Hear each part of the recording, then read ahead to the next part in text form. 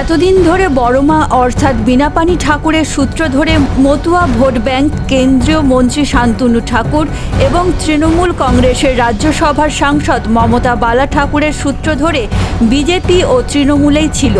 2002 সালের ভোটার তালিকায় অনেকের নাম না থাকায় সেই মতুয়া নমশূদ্রদের ভোট ব্যাংকে নয়া সমীকরণ দেখা গেল। এসআইআর আবহে দুই ফুলে ভরসা না রেখে রাহুল গান্ধীর দেশজোড়া আন্দোলনে হয়তোবা ভরসা রাখছেন মতুয়ারা। তাই কংগ্রেস ওয়ার্কিং কমিটির সদস্য অধীর চৌধুরীর দ্বারস্থ মতুয়ারা বসতে চলেছেন আমরণ অনশনে।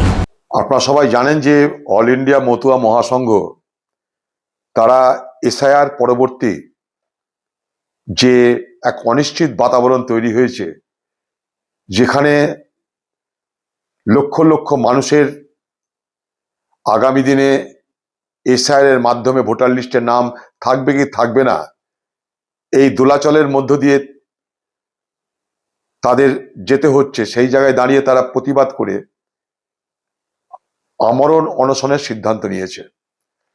তাদেরই তরফ থেকে আমাকে আজকে দিল্লিতে তারা এই স্মারকলিপি দিয়েছেন। তাদের এই দাবি, তাদের এই আশঙ্কার সঙ্গে আমি এবং কংগ্রেস দল সম্পূর্ণভাবে একমত। আমি বিষয়টা আগামী দিনে সুযোগ মতন দলের সর্বোচ্চ নেতৃত্বকে জানানোর ব্যবস্থা করব। এই এসআইআর নিয়ে সারা বাংলা জুড়ে এক ভয়, ভীতি, আতঙ্কের বাতাবরণ তৈরি করা হয়েছে এবং হচ্ছে পরিকল্পনা মাফিক আগামী নির্বাচনকে মাথায় রেখে। শুধু তাই নয়,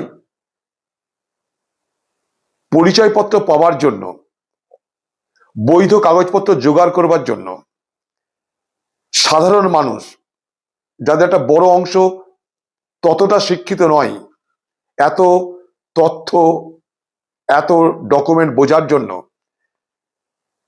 সেই রকমের গরিব এবং যথাযোগ্য শিক্ষা না থাকার কারণে এই বাংলার লক্ষ লক্ষ, বলবো না, অন্তত 2 কোটি মানুষ এই সেন্সে বুঝি যে তারা অশিক্ষিত সম্প্রদায়ের। এত কাগজপত্র জটিলতা বোঝার মতন তাদের সুযোগ সুবিধা নেই। একটু আগে আমাকে ফোন করেছিল কেরল থেকে, 2002-এ তাদের নাম নেই, কি করবে? আমি আমাদের লোকের সঙ্গে যোগাযোগ করতে বলেছি। আর এই সুযোগে একটা, যাকে আমরা ধান্দাবাজ শ্রেণী বলতে পারি, দালাল শ্রেণী বলতে পারি, মানুষের এই বিপদকে, মানুষের এই অনিশ্চয়তাকে কাজে লাগিয়ে প্রমাণপত্র দেওয়ার নামে, বৈধ কাগজপত্র দেওয়ার নামে তাদের কাছ থেকে বেআইনিভাবে পয়সা উপার্জন করছে। মানুষ ভয়ে তাদেরকে পয়সা দিচ্ছে, মানুষ ভয়ে টাকা পয়সা দিচ্ছে যদি তাদের কাছ থেকে একটা সার্টিফিকেট পাওয়া যায়।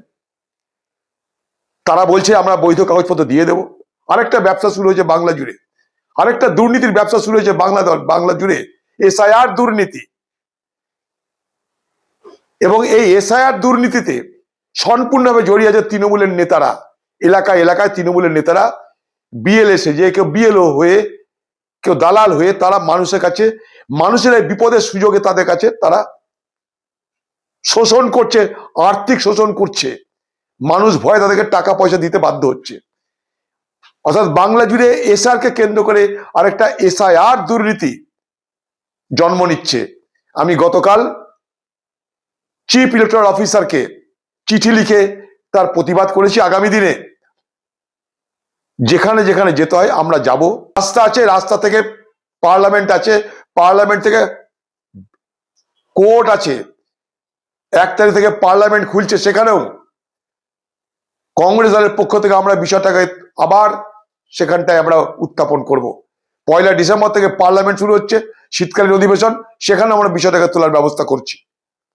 তাই বাংলার কোনো মানুষ আপনারা বিভ্রান্ত হবেন না, অকারণে আতঙ্কিত হবেন না। আতঙ্কের রাজনীতি তৈরি করে এই বাংলায় ভোট কারবারিরা তারা ভোট লুটার চেষ্টা করছে, ভোট কামানোর চেষ্টা করছে।